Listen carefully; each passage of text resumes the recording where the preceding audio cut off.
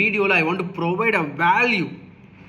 எப்படி நம்ம வந்து ஃபிசிக்கல், மென்டல் அண்ட் எமோஷனல் ஸ்டேட்டை கிரேட்டாக வச்சுக்கலாம், அமோகமாக அமேசிங்காக வச்சுக்கலாம்.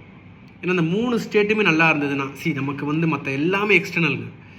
What ever you receive from external, ஒரு பொருளாக இருக்கலாம், பணமாக இருக்கலாம், எது சம்மந்தப்பட்டது வெளியிலேருந்து வரக்கூடிய அனைத்துமே எக்ஸ்டர்னல். பட் நம்ம கிட்ட இருக்கக்கூடிய அந்த ஸ்டேட் நல்லா இருந்தால் தான் அதை ரிசீவே பண்ண முடியும். ஃபிசிக்கல், மென்டல், எமோஷனல் ஸ்டேட் நல்லா இருந்தால் மட்டும்தான் we can receive that.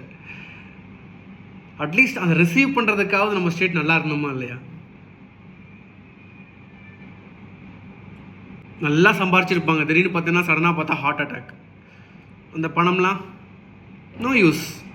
Maybe உங்களோட சுற்றி உள்ளவர்கள் பயன்படுத்தியிருப்பாங்க. பட் நீங்கள் தானே கஷ்டப்பட்டு சம்பாரித்த பணமாக இருக்கும். அதை நீங்கள் செலவழிப்பதற்காகவாவது உங்கள் ஃபிசிக்கல் ஸ்டேட் நல்லா இருக்கணுமா இல்லையா?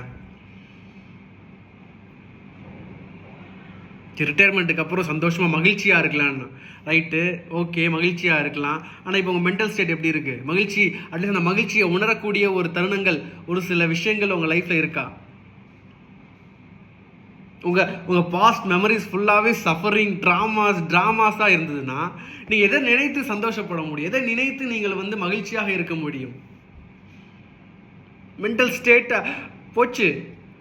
You had done a lot ரிட்டையர்மெண்ட்டுக்கு அப்புறம், இல்லை after age of 60, 50, 70, whatever this age you decide. இப்போ நம்ம சந்தோஷமாக இல்லைன்னா எப்பயுமே சந்தோஷமாக இருக்க முடியாது.